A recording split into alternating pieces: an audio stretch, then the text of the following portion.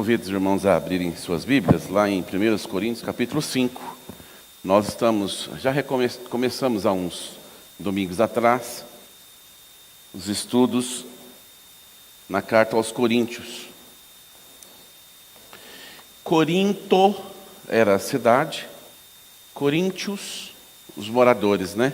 E Paulo escreveu a carta aos Coríntios. E o autor da lição, das lições nossas, fala: uma igreja complicada, você conhece alguma? Alguma? Estudos bíblicos nas cartas aos Coríntios. Estamos passeando, numa linguagem moderna, navegando, né? É 1 Coríntios, capítulo 5. Na carta aos Coríntios, estamos lá na primeira carta. Provavelmente Paulo escreveu uma outra carta, que ele menciona isso lá, que não chegou, ou alguma coisa aconteceu com essa carta. Mas temos na Bíblia duas cartas de Paulo escritas aos Coríntios. A primeira e a segunda carta. Estamos ainda na primeira. Hoje nós vamos estudar algumas coisas ligadas ao capítulo 5 aí que Paulo escreveu. Abra sua Bíblia nesse capítulo 5 de Carta aos Coríntios. E o autor da revista, mais uma vez digo, né, ele está falando sobre uma igreja disciplinada, a disciplina na igreja. Quando você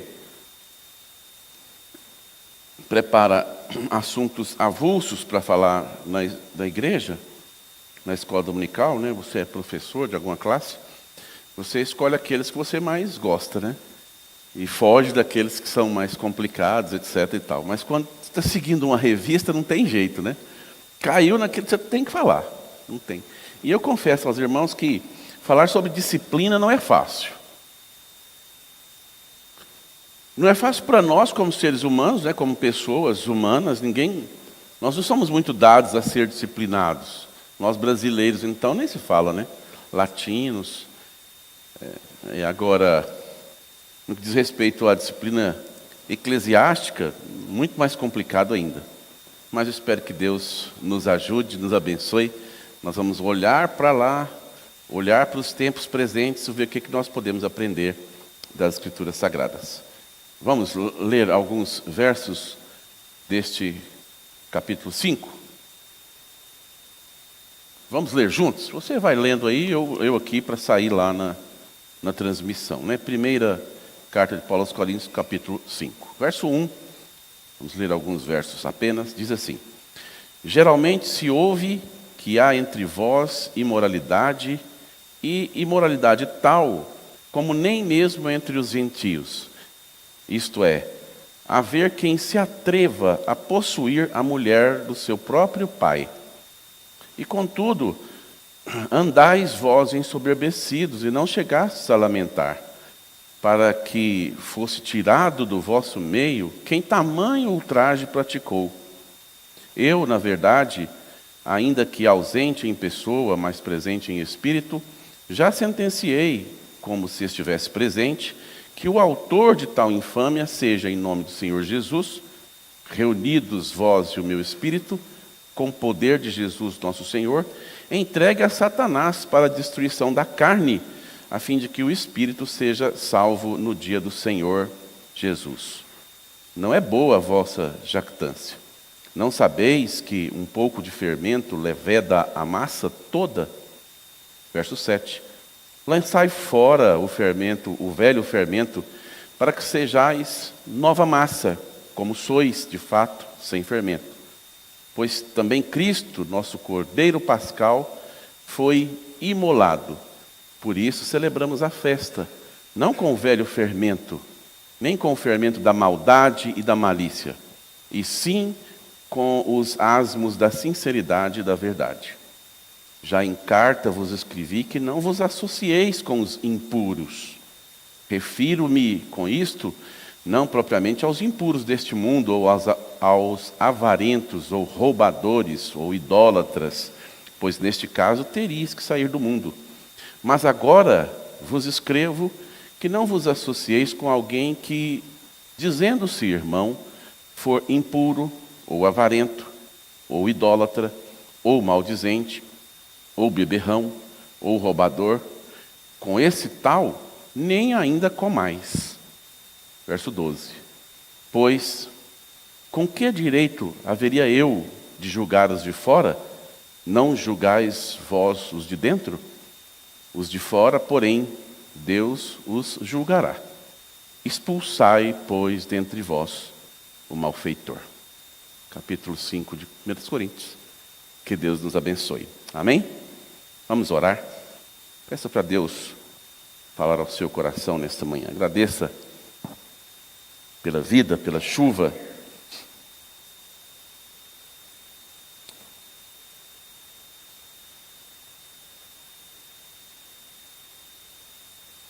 Senhor, nós estamos muito felizes por estar aqui.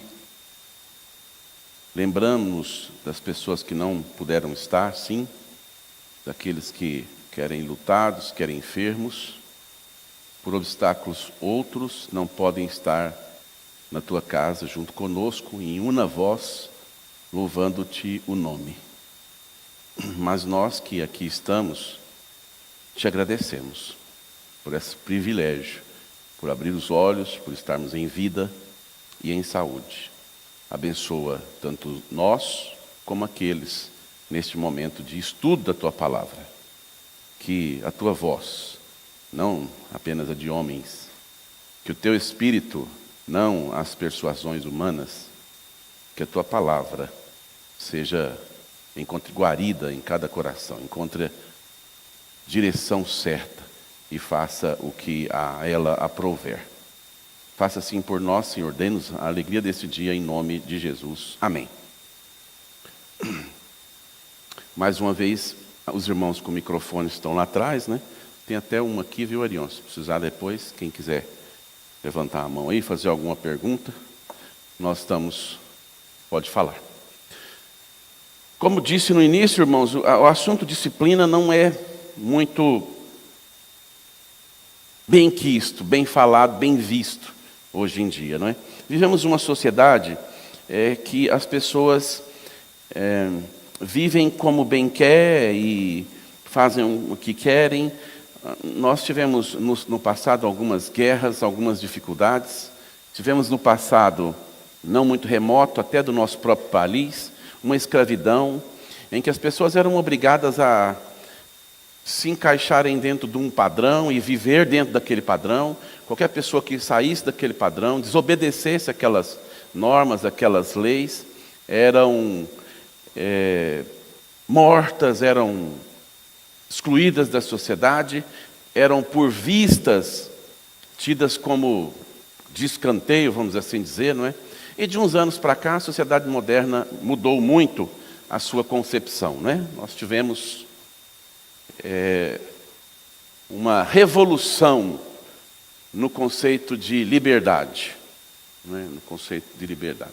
Isso é maravilhoso, maravilhoso, mas muito bom mesmo. E, sobretudo nos Estados Unidos e no Brasil, com não tão grande veemência, não é? Os seres humanos, os moradores, os cidadãos dão muito valor à liberdade. A liberdade é um negócio extraordinário. É muito bom ser livre. O próprio Jesus disse: conheceis a verdade os libertará, né? É bom ser livre, é bom fazer o que você quer, sem que tenha uma norma, um direito, alguma coisa dizendo o que você deve fazer, um governo autoritário, não é? Isso é maravilhoso. Os americanos gostam muito dessa palavra, né? Liberdade. A liberdade é muito prezada. E nós vivemos em tempos assim, graças a Deus, cada um expressa o que quer, faz o que quer, nos limites da lei, né? Nos limites da lei. E essa liberdade, esse fazer o que quero, etc., ele, por vezes, ele também vem para alguns princípios cristãos e vem para os crentes, para a casa dos crentes, né? Para a moradia dos crentes, para os corações dos crentes. Pergunto, né, para você refletir aí. Como cristão, nós podemos fazer o que queremos? O autor da revista começa a dizer assim, olha, vivemos numa sociedade permissiva e corrupta, que cada um faz o que bem entende. É muito difícil hoje dizer para uma pessoa ou para um grupo de pessoas o que é certo e o que é errado. Concordam comigo? O mundo tem cada dia mais, irmãos, falado assim, olha, o que é certo para você pode não ser certo para mim. O que é errado para você pode não ser errado para mim. Vou dar um exemplo. Vamos pensar, fica difícil de falar isso sem pensarmos, por exemplo, na questão de foro íntimo da intimidade sexual. Por exemplo, do relacionamento pessoal ou do relacionamento sexual. Se você chegar para qualquer outra pessoa do mundo, de uma outra sociedade, e dizer para ela assim, olha, é errado você como uma jovem ou como um jovem solteiro, manter relações íntimas com o seu namorado. Você já experimentou fazer isso para um não cristão? Qual é a resposta dele para você? Vou dar uma bem simples. Cuida da sua, que eu cuido da. Quem é você para falar isso para mim? Né? Então esse conceito de liberdade, que graças a Deus a sociedade tem, por um lado é bom, não é? Complicou um pouquinho as coisas. Por exemplo, o uso de bebida alcoólica. Encaixamos na mesma situação, não é? Por exemplo, o divórcio entre casais. Não, eu estou casado, mas se eu não der certo, você segue sua vida, eu sigo a minha vida. Quem pode dizer se está certo ou errado? A verdade é que quando nós não temos um parâmetro que sobrepõe a nós mesmos, o errado e o certo, o lícito e o ilícito, não sendo muito claro, como matar uma pessoa, isso todo mundo sabe que é errado, né? Mas tirando esses exponenciais do errado, a nuance entre o errado e o certo ficou muito difícil nos últimos anos. Por exemplo, uma pessoa adulta pode ver pornografia? Existem até alguns canais de internet que o nome tem assim, canal adulto. Não é? Não tem canal adulto, filme para... Olha, deixa eu perguntar. Jesus bem disse, né, que quem não se tornar como uma criança, não tem nada a ver, está fora do reino. Mas nós adultos somos plenamente cônscios dos malefícios que essa liberdade, entre aspas, que a sociedade dá para fazermos na vida adulta. Nós temos mesmo a consciência de que isso é prejudicial? Ou não é? Outra questão que veio muito para a sociedade nos tempos modernos e enfronhou dentro da igreja é o princípio da relatividade. Tudo é relativo. Não há mais a verdade absoluta. A verdade tomou o rumo do relativismo. O que é o relativismo? O relativismo é um conceito enorme. Tem um artigo desse tamanho, como é que a gente começa a ler, né, professor? Começa a ler os artigos de relativismo, etc. Só que, em síntese, bem cru, de forma crua e simples, dizendo para o mundo, é assim, ó, é muito relativo. O que é uma coisa para você pode não ser para mim. Por exemplo, assistir a uma criança sendo agredida pelos pais pode ser algo frondoso para mim, assim, eu quase morro. Mas para uma outra pessoa, ela fala, não, tem que punir esse pai, para ela é relativo. Um assassinato, alguma coisa. Tem pessoas que quando vê filmes um pouco mais agressivos, né, vê uma pessoa batendo ou matando a outra, ele fica, né, extremamente chocado com aquela cena. Para outros é relativo. Quando o relativismo veio para a igreja, junto com a ausência da verdade absoluta, nós caminhamos, não quero entrar aqui nos aspectos filosóficos, né, mas caminhamos para uma situação muito perigosa. A situação, e junto com isso, ainda para levedar mais essa massa, como diz lá Paulo no texto que lemos, nós temos que, as pessoas são convidadas hoje a cada uma cuidar da sua própria vida. Alguém já até disse assim, olha, Deus deu uma vida para que cada um cuide da sua vida. Eu não tenho nada a ver com a vida do Jorge tem nada a ver com a minha vida, o presbítero fica para lá. Cada um vive da forma que você entender e achar melhor. E eu vivo a minha vida. Não é muito assim? Alguém disse, eu não conheci, né, de que andar no Japão, você pode sair seminu na rua e passar por um monte de gente, cruzando uns com os outros, que de repente a pessoa não vai nem te ver. Você fala assim, você viu aquele fulano nu? Ele nem viu. Tanto que cada pessoa é convidada a cuidar da sua própria vida. Cidades grandes como Nova York, São Paulo, Rio de Janeiro, ninguém tem nada a ver com a vida dos outros. Salvo se estiver praticando lá um crime, alguma coisa que chama-se a polícia, né? Mas se você é cabeludo, tem brinco, não tem brinco, tem orelha, não tem orelha, se você está feio, bonito, somos convidados a viver assim. Algo errado nisso? Não, de uma certa forma não tem nada errado, que é até bom, né? Ninguém quer ficar fofocando nem cuidar da vida dos outros. Mas pergunto, é assim que Deus nos chamou para viver? Aí um dia nós estamos nessa sociedade, cada um fazendo... Eu bebo, mas o que o irmão tem a ver comigo? De quem que é o corpo? Quem que é o prejudicado? O que você tem que falar com a minha vida? Permita-me exemplo, irmão.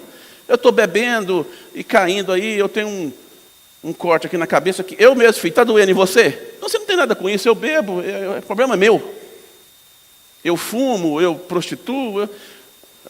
Não é assim? A prostituta, a mulher avarenta, o homem, fala, o que você tem a ver com a minha vida? Você não tem nada com isso. Lá no mundo não tem realmente problema, né? O problema é que um dia, Deus, com a sua infinita mão e a sua graça misericordiosa, vai lá e nos salva deste lugar. E como diz lá em Colossenses, né? Ele nos transporta para o reino do Filho do seu amor. E nos coloca dentro de uma outra comunidade. Uma comunidade cristã. Que, a grosso modo, nós chamamos de igreja. Que para alguns é inclusive um quadrado, ou um retângulo, ou com uma torrinha e uma cruz, né? Nós viemos para uma igreja. E nós somos lavados, somos transformados pelo sangue de Jesus. Mas ainda assim, nós trazemos como resquícios dentro da nossa mente, da nossa forma de viver, um pouco daquela vida lá do mundo.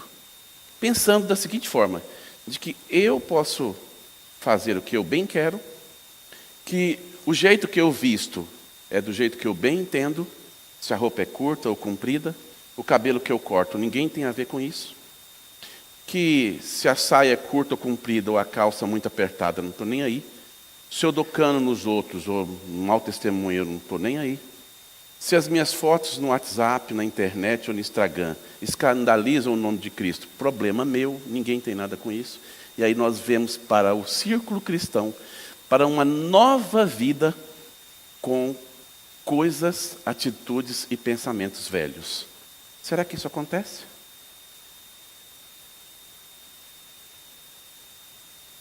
Não rara vez nós temos cristãos dando testemunho ruim na internet, testemunho ruim na sociedade, violento, já vi isso, né? Crente de estupim curto que bate nos outros. Já viu?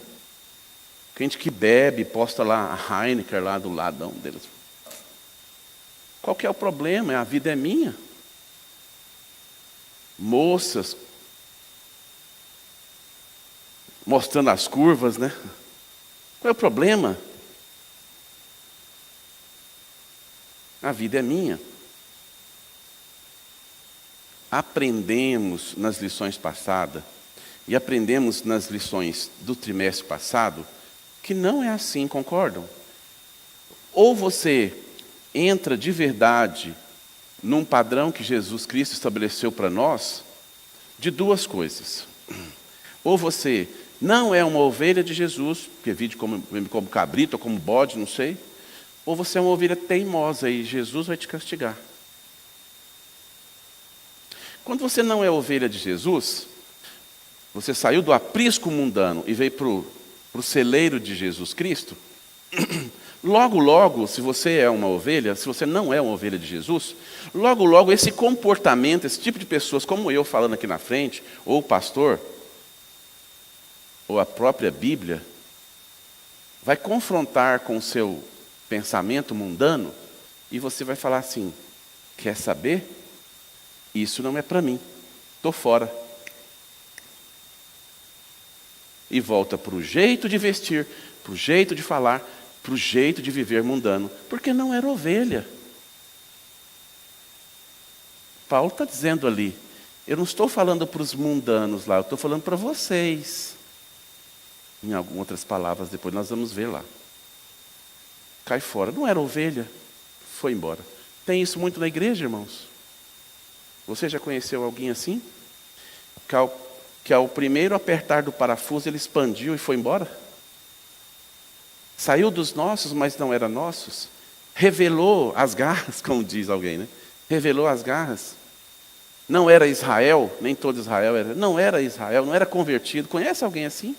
Não suportou as sãs doutrinas. Vão embora, porque aquilo não compete com ele, não está disposto. Ele não está disposto a pagar o preço de ser um cristão. Pergunto, tem um preço de ser cristão? Tem um preço? Você que é crente de verdade, vive de qualquer jeito? Mas uns espirram e vão embora. Outros permanecem firmes, mesmo com erros, porque são ovelhas de Jesus. E vão tentando se ajeitar daqui, de lá. E vez ou outra, cometem um erro público, que sob o prisma da construção da nossa igreja, da teologia reformada, é passivo de uma disciplina, de uma chamada à luz e à razão.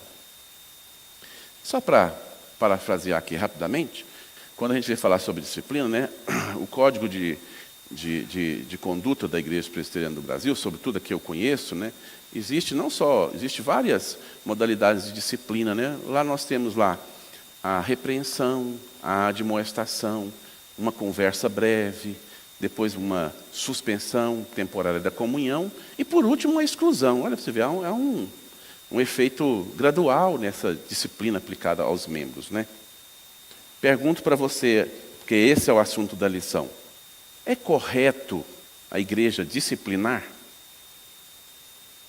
É correto um irmão mais velho disciplinar? Agora aqui eu estou dizendo no termo de conversa, de admoestação, de chamar à ordem, de levantar o juízo, de trazer à luz. Isso é correto?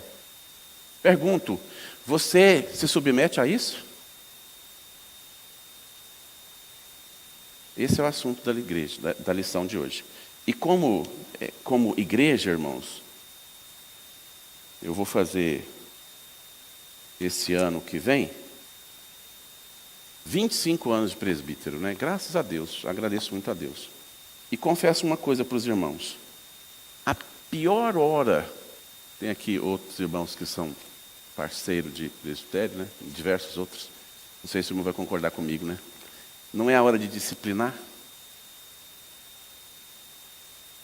É a pior. Sabe por quê? Alguns já acusaram e procede a acusação. Quem é você, comedor de feijão, para vir disciplinar eu, outro comedor de feijão? Um dos aspectos difíceis da disciplina é esse. É dizer assim, ó, quem é fulano para me disciplinar? Embora a pessoa tenha um dia dito que se submeteria àquela disciplina, né? Eu conheço o erro dele, eu conheço. Esse é outro assunto, né? A pessoa que disciplina está revestida de uma autoridade momentânea e temporária que Deus deu. E eu devo aceitar a disciplina de uma pessoa que eu sei que é incorreta na sua vida? Sim ou não? Sim. Eu aceito a disciplina, geralmente é um colegiado, não sempre é de uma pessoa, né? Ou seja, são de várias. E depois, eu posso cumprir aquela disciplina, porque aquela pessoa está revestida daquela autoridade. Depois eu chego nos órgãos competentes da igreja ou nas pessoas e falo, olha, fulano também, embora seja um disciplinador, seja um presbítero ou um pastor, é passivo de tal disciplina porque ele fez isso e isso. É assim que funciona. É assim. Eu não rejeito a autoridade. Porque se eu rejeitar a autoridade humana que foi constituída, nós vamos ver aqui, nós vamos entrar num problema sério. Porque, a rigor, irmãos, quem é perfeito para corrigir os outros? Seus pais eram perfeitos para corrigir você?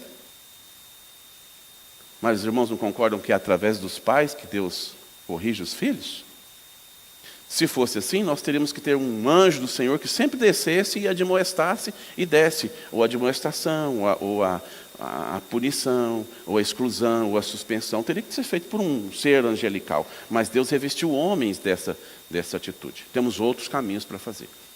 Mas, voltando para a lição, né? Igreja disciplinar hoje em dia é muito complicado. É muito. Tenho visto aí igrejas que não têm disciplina. Às vezes a pessoa cometeu um adultério, um pecado lá, e vem aqui, põe a mão na cabeça, ora e vai embora. Ou as lideranças sabem de atitudes erradas dos seus membros e não exercem a disciplina. Quem não exerce está errado em não fazê-lo. O texto está nos dizendo, os irmãos, voltem sua Bíblia aí, eu vou voltar uma página e ver aqui, Paulo está dizendo aí, ele está dizendo, olha, vamos voltar aqui para a lição e para a carta propriamente dito, né?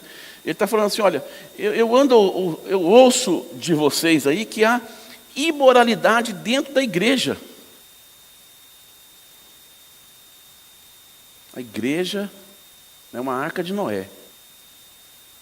Está pairando sobre as águas do pecado, mas os pecadores estão dentro dela. Não estão isentos de pecar. Houve que há entre vós imoralidade tal, que nem mesmo entre os gentios. Paulo está falando assim, olha, eu estou achando que aqui dentro está pior do que lá fora. Não é isso que ele está falando? E há de se haver quem se atreve a possuir a mulher do seu próprio pai. A enteada, né? A filha, a mulher do... Não era a filha, né? A madrasta, o enteado, né? Possuindo a madrasta. Olha, dentro da igreja. Aí Paulo faz menção aqui de fornicação, de adultério, de outros pecados que estavam dentro da igreja. E o pior disso é que Paulo está falando assim, vocês sabem e não fizeram nada. Esse é o problema. Algumas vezes, algumas pessoas falam assim, o irmão não sabe como vive fulano? Não sei, eu não sei. A minha mulher diz assim, vocês homens são meio tapados para algumas coisas. Vamos fazer um conselho de mulheres, né? Que mulheres enxergam melhor do que os homens. É claro que é uma brincadeira, mas às vezes a gente não sabe mesmo. Não sabe. Não sei. Então vá ao pastor, ao presbítero, e confidencie, fale daquela hora. O irmão precisa de ajuda, porque ele está em uma situação assim, assim, assim. Não é? Então, Paulo está dizendo, olha, tem coisas dentro da igreja aí que são piores do que as lá de fora. E vocês precisam disciplinar. Paulo deixa claro, nós lemos o texto, não vamos ler de novo. Ele fala assim, lançai fora o fermento. A ideia aqui, irmãos, é que quando a igreja não disciplina, é como um fermento. As mulheres vão entender isso aí, não é? Não tem um fermento que você faz uma massa, você tira um pedacinho, chama isca, não é? Você tira aquele pedacinho ali, aí põe na água, põe não sei aonde, termina de fazer o bolo. Aí você amassa outra massa lá, aí você pega um pedaço daquela isca, coloca ali, e ela fermenta também aquela massa, não é? Tantas vezes quando você tirar e colocar, aquele fermento vai levedando, vai crescendo toda aquela massa. O pecado não extirpado da igreja é desse jeito. Ele fomenta, ele fermenta, ele leveda. Ele estraga a igreja. Estraga a igreja. Depois nós vamos ver por quê. Então, é bíblico disciplinar. A propósito, suponhamos que não aconteça isso, né? Mas você, seu João, seu Pedro, seu Mané, viajou e foi lá para uma igreja lá longe, em outro país, em outra cidade. E eu quero encontrar aqui uma igreja que seja a verdadeira igreja do Senhor Jesus. O que você precisa olhar para uma igreja para ver que ela é uma verdadeira igreja do Senhor Jesus?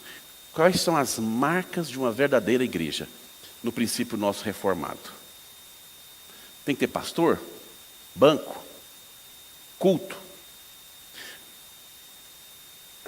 Um contemporâneo de Agostinho, ele falou assim que tem 3 marcas verdadeiras da igreja, 3 marcas da verdadeira igreja. Ele fala assim, olha, pregação fiel da palavra,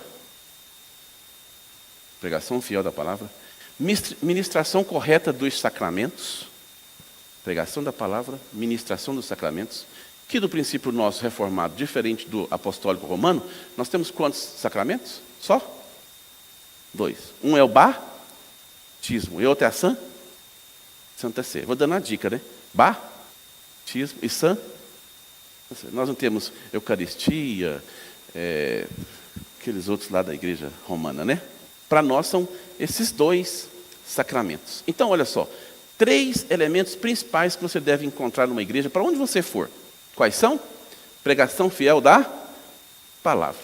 Ministração correta dos sacramentos. E o terceiro, disciplina eclesiástica. Ministração dos sacramentos, pregação fiel da palavra, disciplina eclesiástica.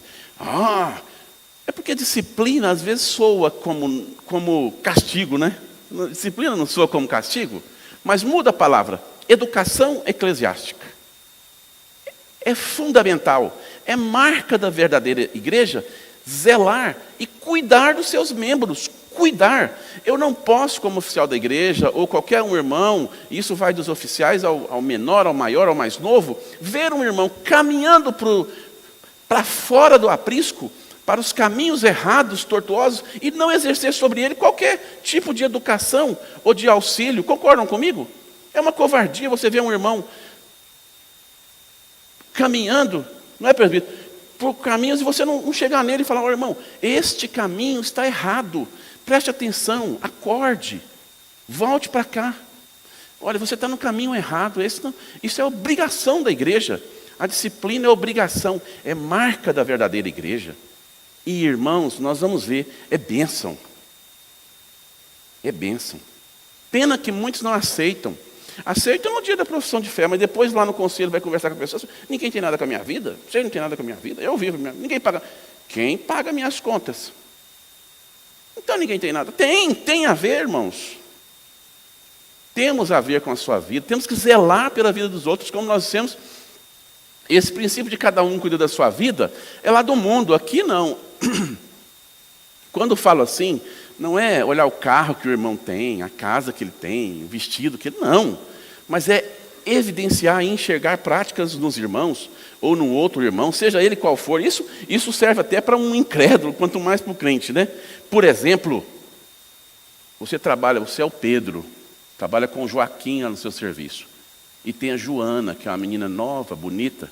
E o Joaquim, seu irmão de igreja, o seu amigo, anda se engraçando para o lado da Joana. Qual que é seu dever como cristão? Qual que é seu...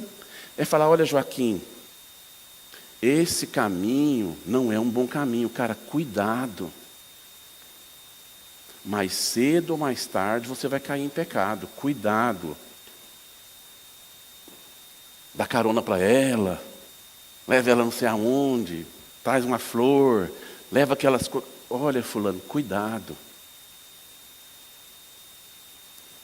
Pena que nem sempre isso funciona, né?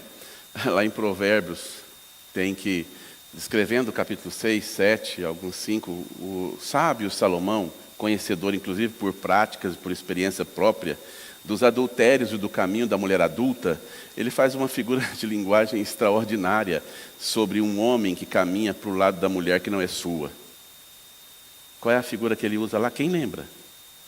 Como começa com B, depois é O, depois é I. Como um boi vai para o matadouro, assim é o homem atrás da mulher adúltera. Alguém já viu um boi indo para o matadouro? Não sei se foi na chácara do Júnior, meu querido irmão, muitos anos atrás nós estávamos lá e tinha um caminhão carregando meus meninos eram pequenininhos, né? e tinha um caminhão carregando uns bois para o matadouro. Acho que foi lá. E alguém disse assim, os bois estão sendo vendidos. E um dos meninos perguntou, vendido para quê? Vai virar carne, vai matar ele. Vai matar ele? Vai. Não!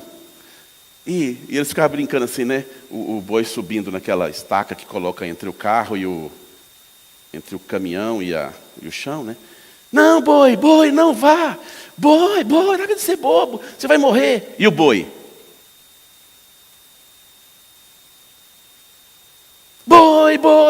Boi. Não é assim o homem atrás da mulher adúltera? Quem já conheceu alguém assim? Você fala, não, cuidado, não vai, não, cabeça baixa, né? Mas é nosso dever exercer a disciplina, não é? O conselho fala, não separa, não larga, vamos tentar resolver.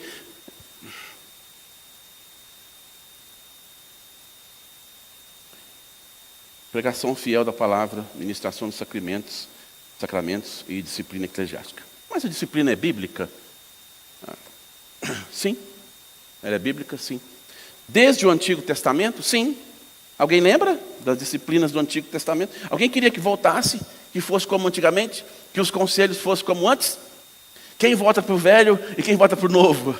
Quem vota que Deus me livre, né? Do Velho Testamento. Lembra disso? Alguém abre a Bíblia aí em Gênesis 17:14. Quem quiser, nós não vamos ler aí, mas olha só, Gênesis 17:14, Êxodo 31:14, Levítico 7:20. Todos esses textos, o tempo está correndo ali, não vai permitir, né? Mas está dizendo que o elemento que causava a disciplina devia ser extirpado do meio do povo. O Velho Testamento tratava assim, a alma que pecar, essa morrerá. Ou seja, você era lançado fora, Tinha pecados, irmãos, eu não quero fazer nenhuma menção aqui para não prolongar o tempo, né? Mas que a pessoa era tirada do meio do arraial e é colocada fora do arraial, ou seja, na periferia, no subúrbio, ali num canto, e jogava um monte de madeira em cima e tacava fogo. Lembra da mulher que foi pega em adultério quando Jesus ia ser apedrejada? Algumas mulheres eram apedrejadas. Alguém já viu alguém morrer apedrejado? É bonito?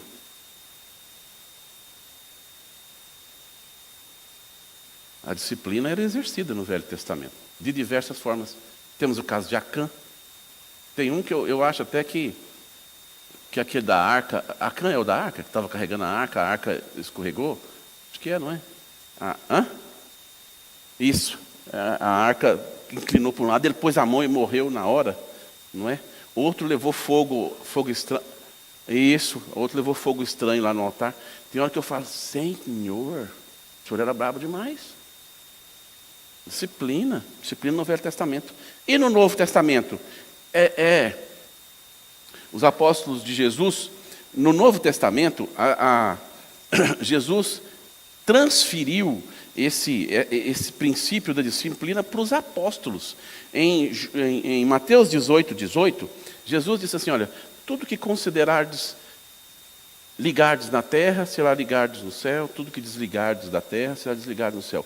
Ou seja, os apóstolos agora, os servos de Jesus, tinham a propriedade, né, a possibilidade de considerar impróprio pecados, considerar impróprio, a melhor tradução para aqueles versículos lá, era esse, né?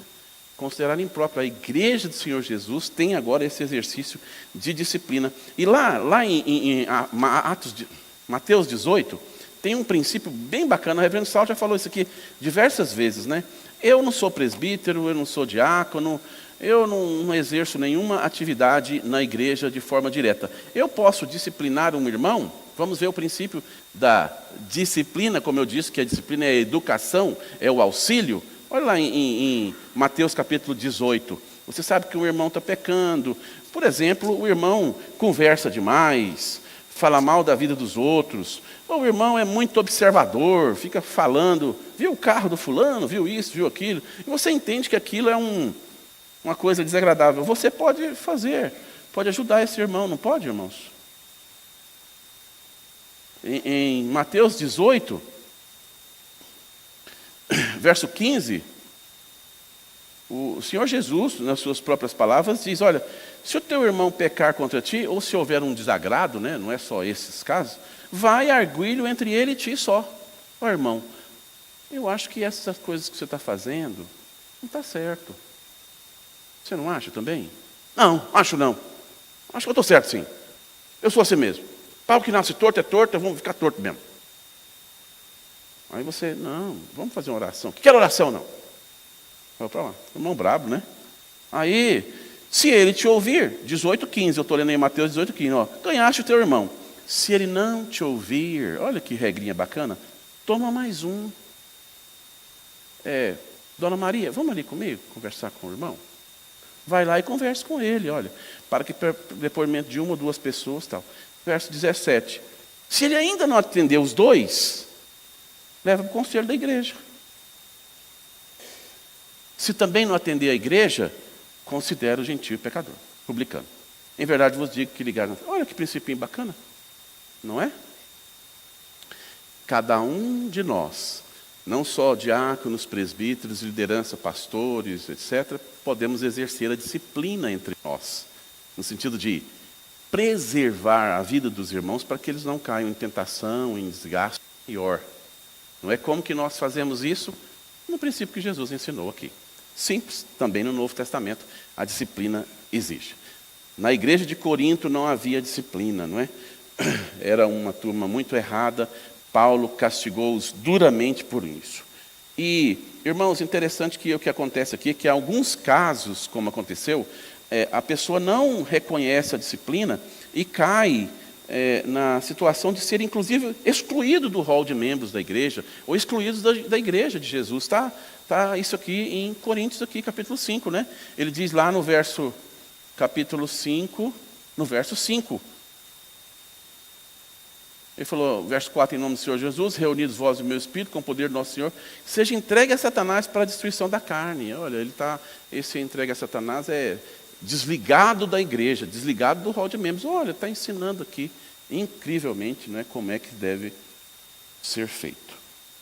Agora, partindo já para uma parte final, todos nós estamos cônscios de que a disciplina é necessária, estamos dispostos a suportá-la, né? Em alguns casos é difícil, nós temos que suportá-la. Agora, por quê? Por causa do pecado. Por causa do pecado. O que é o pecado? Nós aprendemos isso lá atrás, na infância, não é? Nos primórdios da nossa vida cristã. Lá diz que o pecado é aquilo que contraria a Deus. Pecado é a inobservância da lei de Deus. Pronto, muito bonito, não é? E conceito legal, etc. Mas o pecado, aos olhos de Deus, é um horror. É funesto. É escuro. É desagradável.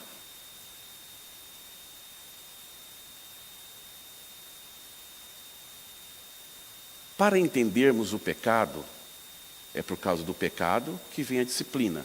A disciplina visa fazer o pecador enxergar da sua situação e cair fora do pecado e ir para os pés de Jesus Cristo. Por quê? Porque o pecado é horroroso para Deus. Deus não tolera o pecado. E Deus pune o pecado.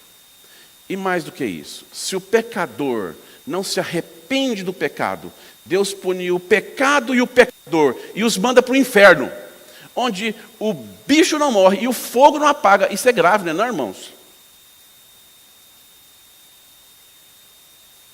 Já sonhou? Está queimando, caindo, pegando fogo, uma situação que não se resolve. Aí você acorda. Ai, Foi até meio suadinho assim, né? Eu já sonhei assim. Estava caindo, era um trem que vinha passar em cima de mim, não sei como é que era. Ai, mas que bom que eu acordei. Lá não acorda! No inferno não acorda. E aí? Um sonho maligno e eterno e verdadeiro. O pecado é uma tristeza. Deus enxerga o pecado. Como que Deus enxerga o pecado? Eu vou falar como que Deus enxerga os nossos atos de justiça. Depois vocês fazem, segundo a própria consciência de vocês, como é que Ele enxerga o pecado. Eu vou falar, é meio feio, mas está na Bíblia. O que está na Bíblia não é feio, né? Quando você faz um ato bom, você fala assim, olha, nossa, meu coração está tão tranquilo diante de Deus. E você pensa que esse ato vai te justificar, vai te fazer bonito diante de Deus, que Deus vai olhar para você e falar assim, que gracinha o Bonifácio, olha. Quando você faz esse melhor ato na face da terra, Deus fala lá que os nossos atos de justiça são como trapos de imundícia.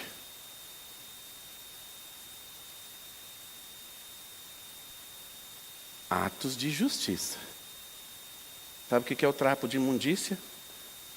Os panos que a mulher usava no tempo da menstruação no deserto. E ela enterrava. Depois de um tempo você vai lá desenterrar. Se você faz alguma coisa para Deus, achando que essa coisa vai te salvar, ou vai te justificar diante de Deus, que não a pessoa excelsa e sublime do seu Filho Jesus, o melhor que você faz é aquilo. Agora pergunto, e o pior? À luz disso, nós temos que dizer, glória a Deus por Cristo Jesus, amém? Glória a Deus, porque Deus nos vê através de Cristo. Eu imagino, isso aqui agora não é teologicamente falando, né? Até porque eu não sou teólogo, mas imagina Deus olhando para nós com raiva, assim, ó, e aí passa pelo espelho de Jesus, não tem o espelho que dissipa a luz em prisma, né? Aí passa pelo espelho de Jesus, e Jesus fala assim, não, calma. E aí Deus, por reflexo, nos enxerga através de Jesus. Ele viu e veio para nos destruir, mas aí Ele olha através de Jesus e fala, é o servo do Senhor. A nossa justiça vem de Cristo. Quando Paulo diz lá, pois a fim da lei é Cristo para a justiça de todo o que crê, a justiça de Deus. Glória a Deus por Jesus Cristo. Por isso que Ele é maravilhoso. Por isso que Cristo é tudo em todos. Mas o pecado é essa porcaria que eu falei. É triste que a Bíblia fala, não é? O pecado é triste. O pecado é como fermento. O pecado estraga a humanidade. O pecado não é uma coisa muito simples. Segundo, nos trata por causa disso, né? Segundo, porque o alvo da disciplina é a nossa restauração. Ninguém disciplina para que a pessoa seja esmagada. Há um versículo extraordinário nas Escrituras, lá em a própria pessoa do Senhor Jesus, a despeito da sua própria obra, ele diz assim, que Jesus veio não para esmagar o torrão, nem pisar no pavio que fumega, não é? Já viu a lamparina, quando está quase apagando, aí você vai lá com a mão e esmaga. Esse não é o princípio de Jesus, da disciplina do Cristo Jesus. Ele veio para dar vida, para reacender, não para esmagar.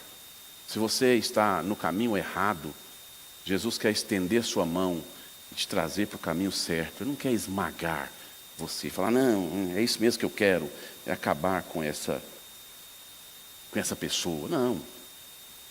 Disciplina não visa isso. E Jesus, o que é de Jesus é da igreja. A igreja não visa isso, esmagar ninguém, acabar com a pessoa, expor o pecado. Não, de jeito nenhum. É levantar a cabeça, fazer a pessoa olhar para frente, para Cristo, escapar do seu pecado, tomar um rumo diante de Jesus. Porque o pecado conduz ao inferno. O pecado nos joga para o mau caminho. A disciplina só existe por causa do pecado. Então, eu quero dizer, 3 aspectos aqui sobre o pecado. E nós vamos terminar. Cuidado com o pecado. Muito cuidado. Ele é obscuro. Ele é funesto. Ele conduz ao inferno. Ele entristece a Deus. Lide sempre seriamente com o pecado. É isso que o autor da revista está fazendo. Ninguém quer ser disciplinado. Então, lida com seriedade com o pecado. Não brinque com o pecado. Não flerte com o pecado. Não fique... Flertar é namorar sem intenções sérias, né? Aquele rapaz que fica ali flertando a moça solteira, mas não quer nada com ela. Não brinque desse jeito. Não corteje o pecado.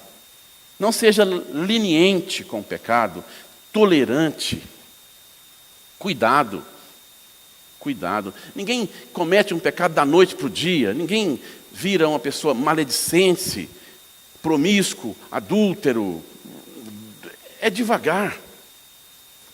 John MacArthur diz nos seus livros que a heresia vem cavalgando no cavalo da tolerância, né? Vem devagarzinho. O pecado também é assim. Ele não entra arrombando a porta dessa casa. Ele vem devagarzinho.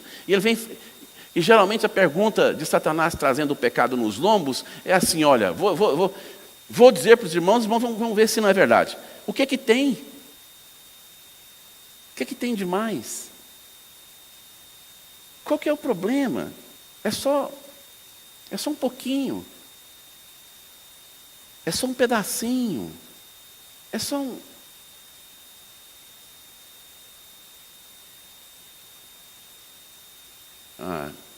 Uma vez fui numa casa de uma pessoa que morava na roça e tinha no pé da porta dela um buraco que estava entrando água, desse tamanho assim, um buraquinho que entrava água. Aí o dono da casa falou: nós vamos destruir esse portal e fazer. Quando ele abriu tirou um pedaço daquele portal e olhou, Walter, quase que a casa do homem cabia lá dentro. O pecado é assim. É só um pouquinho. É só um pedacinho. Mas você não está enxergando o rombo. E quando não, muito, cai tudo. Aí Jesus mesmo diz, né? A queda é grande. Cuidado com o pecado. Cuidado. Ninguém tem nada com a minha vida e se eu pecar? Mas olha... nós dissemos lá que Jesus nos tira das trevas e traz para a igreja, não é? O pecado de um atrapalha toda a igreja. Lembra o pecado de Acã? O povo não andou, ficou emperrado no deserto lá. Não saiu do lugar durante semanas, dias, por causa do pecado de Acã. Já imaginou? Olha, por que algumas famílias, não quero lançar nenhuma coisa aqui, né? Por que será que não prospera financeiramente? Não vai para frente, sempre doente, sempre uma coisa... Você já parou para pensar? Eu penso sobre isso quando as coisas estão ruins. Eu falo, será que eu estou pecando? Será minha esposa? Será meus filhos? Meu Deus. Às vezes não é aprovação, isso é outra coisa, né? Mas o pecado emperra de você ir para frente, emperra de ter liberdade, emperra de ter alegria no coração. Está sempre triste, tristonho, cabisbaixo. Será que não é o pecado? E da igreja também é assim? É, irmãos. Às vezes a igreja não anda, não prospera, porque tem pecado não corrigido dentro da igreja. Não é? Lembra de Jonas? Quando eu vi esse texto aqui, eu fiquei encabulado com a história de Jonas. Encabulado é goiano, né? Todo mundo estava lá no barco, e o barco, os marinheiros, mas meu Deus, Deus do céu, Deus da terra, eles tinham os deuses às vezes lá, né? E o barco quase indo na deriva. Presta atenção. Se aquele barco afunda, vamos ver que tivesse 7 ou 8 pescadores lá dentro do barco do Jonas. Todo mundo ia morrer. Por causa de quem?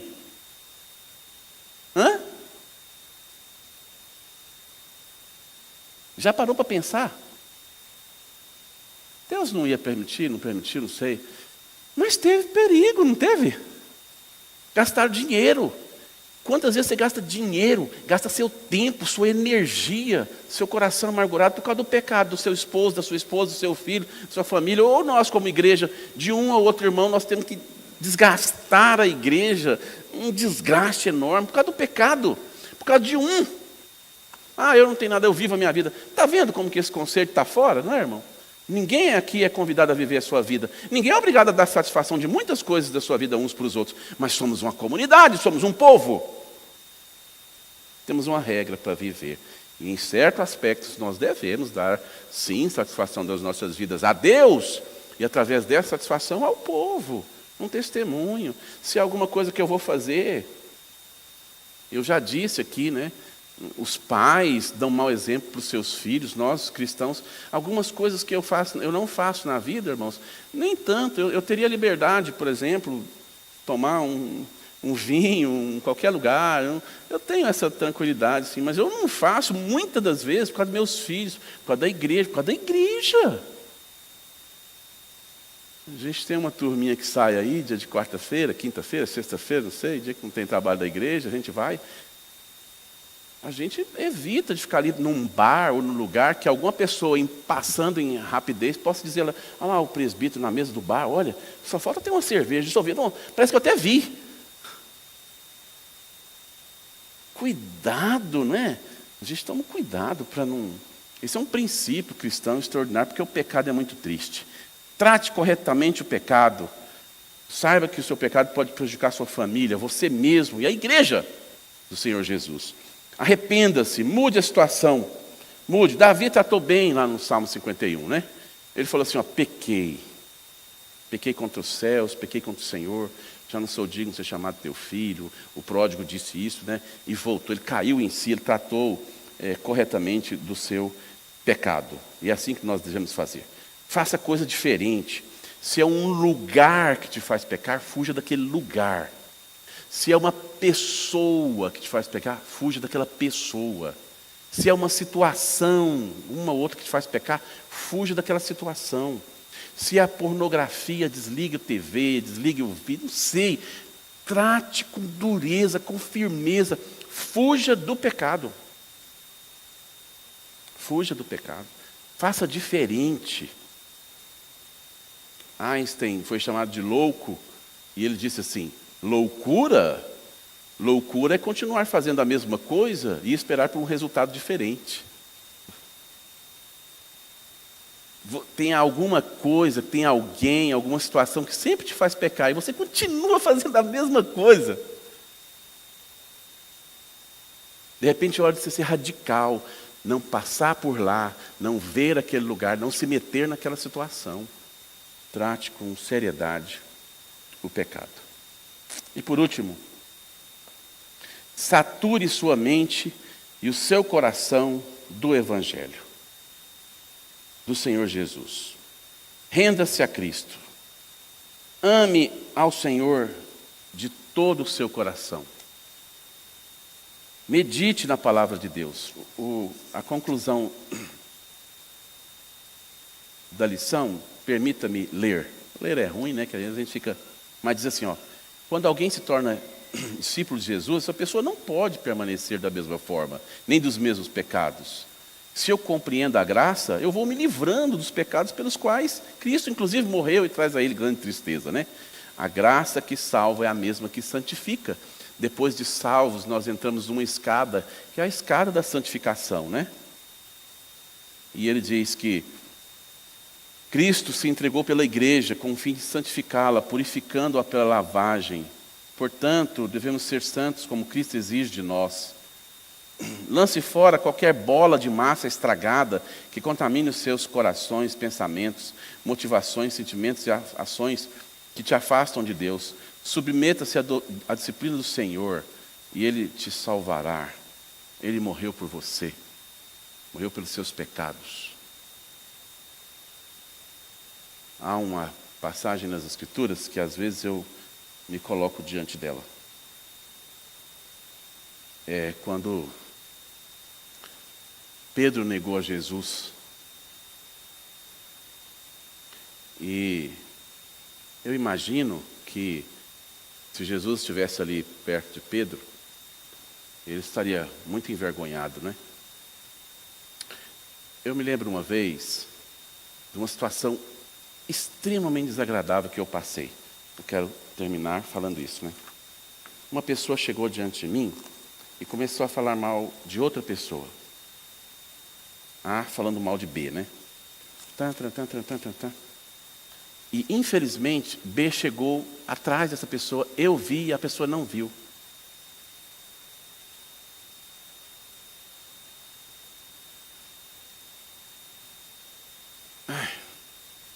Eu só baixei a cabeça assim, falei... E aí a pessoa cumprimentou, falou, assim é a sua opinião sobre mim? Eu não sabia onde punha a cara. Já passou por alguma situação assim? Tomara que não, né? Agora, irmãos, pense sobre o pecado. Jesus falou assim, eu estarei sempre convosco, em qualquer lugar, concorda? Em qualquer situação, Jesus está conosco. Então, quando você olha uma pornografia, quando você fala mal do irmão, quando você está maldizendo aqui, já imagina se você olhar para cá e ver Jesus? Você continuaria fazendo aquilo?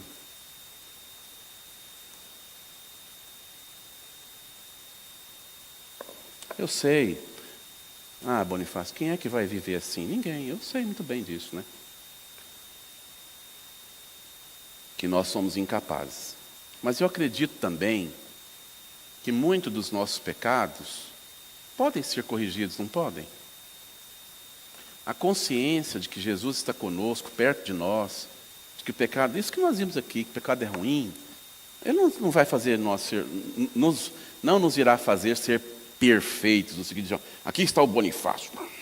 Não.